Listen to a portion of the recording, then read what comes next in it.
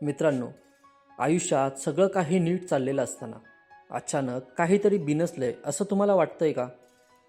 जी मुलगी कालपर्यंत तुमच्या एका मेसेजसाठी तासनतास वाट बघायची, जी तुमच्या साध्या जखमीवर सुद्धा कासवीत व्हायची, जिला तुमचं थोडंही दुःख अजिबात बघवलं जात नव्हतं, तीच मुलगी आज अचानक बदलली आहे असं तुम्हाला जाणवतंय का? आपण प्रेमात इतके आंधळे असतो की समोरची व्यक्ती आपल्यापासून लांब जाण्याची तयारी करते हे आपल्याला दिसतच नाही. खरं तर कोणतीही मुलगी एका रात्री सोडून जात नाही. ती स्वतःला आधी मनातून तयार करते. या कामाला किमान 3 महिने लागतात. या 3 महिन्यात तिचं वागणं, तिचे शब्द आणि तिची नजर सगळं बदलतं. आज आपण मनाची गुपितेमध्ये याच 3 महिन्याचा कच्चा चिट्टा मांडणार आहोत. जर तुम्हालाही वाटत असेल की तुमच्या नात्यात काहीतरी गडबड आहे, तर हा व्हिडिओ तुमच्यासाठी शेवटची धोक्याची घंटा आहे. स्वतःला सावरण्याची हीच वेळ आहे. पहिला महिना. बोलणं कमी होणं. मित्रांनो, पहिला बदल अगदी छोटा असतो, जो तुम्हाला सुरुवातीला समजणारही नाही. याला म्हणतात मनातून लांब जाणं. आधी कधी असं झालंय का? तिने काही नवीन साडी घेतले, घरचे काही बोलले किंवा तिला काही खावंसं वाटलं तर सर्वात पहिला फोन तुम्हाला यायचा. पण आता तुम्हाला समजतंय की तिला प्रमोशन मिळालंय किंवा ती आजारी आहे, ते सुद्धा तिच्या स्टेटसवरून किंवा दुसऱ्या कोणाकडून तरी. तिच्या आयुष्यात तुमचं महत्त्व हळूहळू कमी व्हायला लागतं. तुम्ही जेव्हा विचारता आज बोलली नाहीस, तेव्हा उत्तर येतं, अरे खूप कामात होते, वेळच मिळाला नाही. मित्रांनो, लक्षात ठेवा, या जगात कोणीही इतकं कामात नसतं की आपल्या खास माणसासाठी 10 सेकंदाचा मेसेज करू शकणार नाही.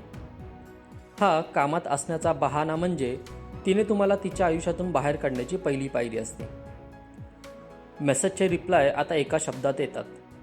तुम्ही 5 ओळीचा मेसेज लिहिता आणि तिचं उत्तर येतं फक्त किंवा ठीक आहे. जेव्हा शब्दाची लांबी कमी होते, तेव्हा समजून जा की नात्याची दोर कच्ची झाली. ती आता तिच्या मैत्रिणीसोबत जास्त वेळ घालवते, पण तुमच्यासाठी मात्र तिच्याकडे वेळ उरलेला नाही आहे. हा पहिला महिना तुम्हाला एकटं पाडण्यासाठी असतो. नमस्कार मित्रांनो, मी आहे स्वप्नील आणि तुम्ही पाहताय मनाची गुपिते. जर तुम्हाला ही माहिती महत्त्वाची वाटत असेल तर आपल्या या चॅनेलला आत्ताच लाईक आणि सबस्क्राईब करा. चला वळूया दुसऱ्या महिन्याकडे. दुसरा महिना. भांडणाचा बहाणा. दुसऱ्या महिन्यात आता ती तुम्हाला पूर्णपणे वाईट ठरवण्याची तयारी करते. या काळात तिला तुमच्या प्रत्येक गोष्टीचा राग यायला लागतो. तुम्ही तिला प्रेमाने जेवलीस का असं विचारलं तरी तिला त्याचं ओझं वाटतं. ती म्हणते, काय तू सारखा विचारतोस, मी काय लहान मुलगी आहे का? तिला स्वतःला दोषी वाटू नये म्हणून ती तुमच्यात चुका शोधायला लागते. तुम्ही कसं चालता, कसं बोलता, तुमची साधी थट्टासुद्धा तिला अपमान वाटू लागतो. ती मुद्दाम अशा विषयावर भांडण उकरून काढते ज्याला काही संबंध नसतो. का? कारण तिला हे सिद्ध करायचं असतं की आमचं पटत नाही आहे, आपण खूप वेगळे आहोत. या काळात तिचं बोलणं खूप कडू होतं. ती तुमच्या जुन्या चुका उकरून काढते. तू तेव्हा असं केलं होतंस, तू नेहमी असा आहेस, हे शब्द वारंवार ऐकायला मिळतात.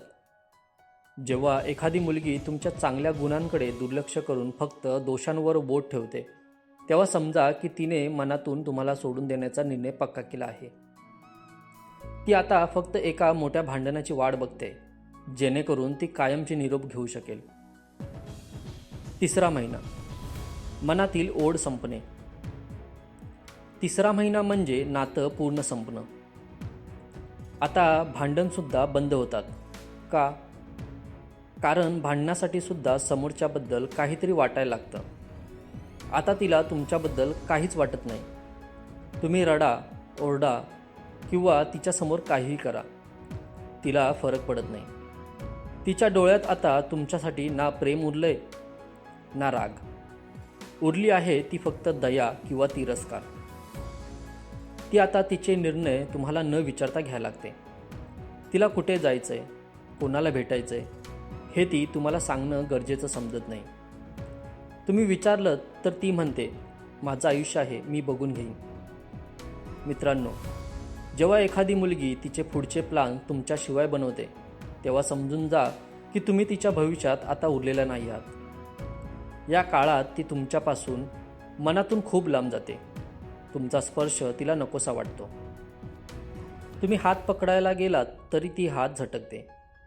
हा काळ सर्वात जास्त वेदना देणारा असतो, कारण ती तुमच्यासमोर असते, पण तरीही ती तुमची नसते. ती फक्त त्या वेळेची वाट बघते जेव्हा ती तुम्हाला शेवटचा निरोप देईल. या वेळेला पोचल्यावर नातं वाचवणं जवळ अशक्य असतं.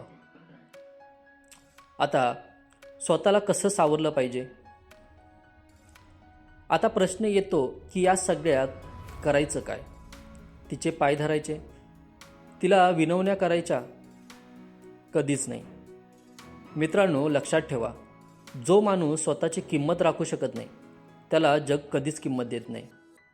जर तुम्हाला हे बदल दिसत असतील तर तुम्ही स्वतःहून मागे फिरा. तिने तुम्हाला सोडण्याआधी तुम्हीच तुमचं मन नात्यातून बाहेर काढा. स्वतःच्या कामावर लक्ष द्या. ज्या जिमची पायरी तुम्ही कधीच चढला नव्हतात तिथे जाऊन घाम गाळा. स्वतःला इतकं बदलून टाका की उद्या जेव्हा ती तुम्हाला रस्त्यात बघेल तेव्हा तिला स्वतःच्या निर्णयावर पश्चाताप झाला पाहिजे. तुमचं यश हाच तुमच्या अपमानाचा सर्वात मोठा बदला आहे. रडणं सोडा आणि लढायला शिका. हे जग फक्त जिंकणाऱ्याच्या पाठीशी असतं, रडणाऱ्यांचं नाही. तर मित्रांनो, हे होतं ब्रेकअप होण्यापूर्वीचं 3 महिन्याचं कडू सत्य. प्रेम करा, पण स्वतःच्या सन्मानाचा बळी देऊ नाही. तुम्ही कोणाचे तरी लाडकी मुलं आहात. तुमच्या आईवडिलांनी तुम्हाला खूप कष्टाने वाढवलं आहे. ते कोणा एका मुलीसाठी रडण्यासाठी नक्कीच नाही. स्वतःचे राजे बना आणि जगाला दाखवून द्या की तुमची किंमत काय आहे. व्हिडिओ आवडला असेल तर लाईक करा आणि ज्या मित्रांचं सध्या मन तुटलंय त्याला हा व्हिडिओ नक्की पाठवा. पुन्हा भेटूया अशाच एका विषय हार्ड व्हिडिओमध्ये. तोपर्यंत स्वतःची काळजी घ्या आणि खंबीर बना. धन्यवाद.